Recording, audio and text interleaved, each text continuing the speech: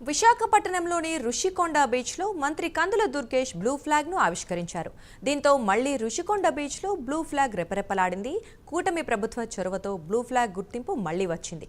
గత ప్రభుత్వం నిర్లక్ష్యంతో బ్లూ ఫ్లాగ్ సర్టిఫికెట్ను ఫౌండర్ ఫర్ ఎన్విరాన్మెంటల్ ఎడ్యుకేషన్ రద్దు చేసింది. తాజాగా దీన్ని పునరుద్ధరించిందన్న మంత్రి కందుల దుర్గేష్తో మా ప్రతినిధి చంద్రశేఖర్ ఫేస్ టు ఫేస్ ఇప్పుడు చూద్దాం.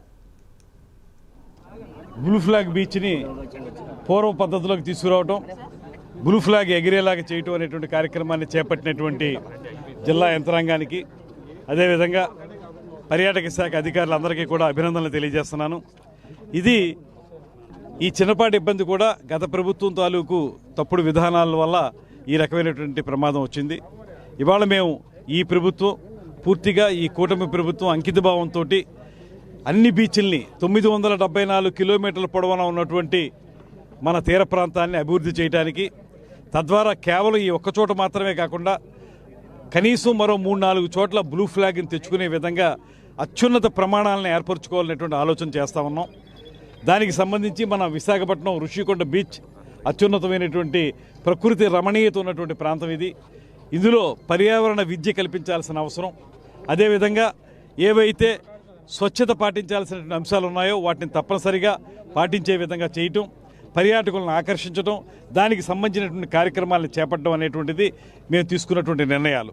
దాంతోపాటు మేము కోరేది ఏంటంటే స్థానికులను కూడా, స్థానిక నాయకత్వాన్ని కూడా కోరేది, ఏ కార్యక్రమమైనా సజావుగా సాగాలంటే, ఒక అత్యున్నత ప్రమాణాలతో దాన్ని నడపాలంటే స్థానిక ప్రజల యొక్క భాగస్వామ్యం చాలా అవసరం. అందువల్లే వారందరికీ కూడా పర్యావరణ విద్యను అందించి ఎందుకు మన బీచ్ని మనం కాపాడుకోవాలి, దీనివల్ల మనకు వచ్చే ఉపయోగం ఏంటి, పర్యావరణ పరంగా చేయవలసిన కార్యక్రమాలు ఏంటి, పర్యాటకంగా మనం సాధించేటువంటి వృద్ధి ఏమిటి, వీటి మీద వారికి సరైనటువంటి అవగాహన కల్పించి వారిని కూడా భాగస్వాములను చేసి తప్పనిసరిగా బ్లూ ఫ్లాగ్ బీచ్ ఇదే విధంగా కొనసాగే విధంగా, బ్లూ ఫ్లాగ్ కలకాలం ఎగిరే విధంగా మేము నిర్ణయాలు తీసుకున్నాం. వాటిని అమలు చేస్తామనేటువంటి మాటని తెలియజేస్తున్నాం. పర్యాటకులకు సంబంధించి ఎలాంటి ఏర్పాట్లు చేయబోతున్నాం? పర్యాటకులకు సంబంధించి ఒక మంచి పార్కింగ్ ఏరియాని ఏర్పాటు చేయటం, వారు వచ్చే దారిలు పెడస్ట్రియన్స్ వస్తే ఒక తరహా దారి, కార్లు వచ్చే దానికి ఒక రకమైనటువంటి దారి, దాంతోపాటు ఇక్కడ కొన్ని ఎమ్యూనిటీస్ పెంచాలని, అదేవిధంగా బీచ్ షాక్స్ అనేటువంటి దాన్ని కూడా ముఖ్యమంత్రి గారు దృష్టిలో పెట్టాం.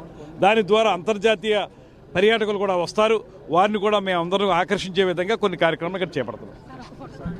రైట్, మొత్తంగా చూసుకుంటే ఏదైతే విశాఖ సంబంధించినటువంటి రుషికొండ తీరం ఉందో, రుషికొండ తీరంలో అయితే బ్లూ ఫ్లాగ్ సంబంధించినటువంటి ఫ్లాగ్ని అయితే ఈరోజు రాష్ట్ర మంత్రి ఆవిష్కరించడం జరిగింది. ఈ నేపథ్యంలో అయితే ఆయన ప్రైమ్ లైన్తో కూడా మాట్లాడడం జరిగింది. పూర్తిగా ఏదైతే అంతర్జాతీయ పర్యాటకుల కోసం కూడా పూర్తిగా అన్ని తరహాకు సంబంధించినటువంటి వసతులు కూడా ఇక్కడ ఏర్పాటు చేసినట్లయితే చెప్తున్నారు.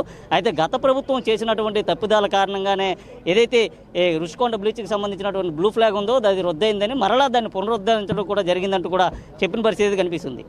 ఇది ప్రస్తుతం ఇక్కడ ఉన్నటువంటి తాజా పరిస్థితి. వీడియో జర్నలిస్ట్ జీవంతో చందు, పవర్ టు స్టూడియో.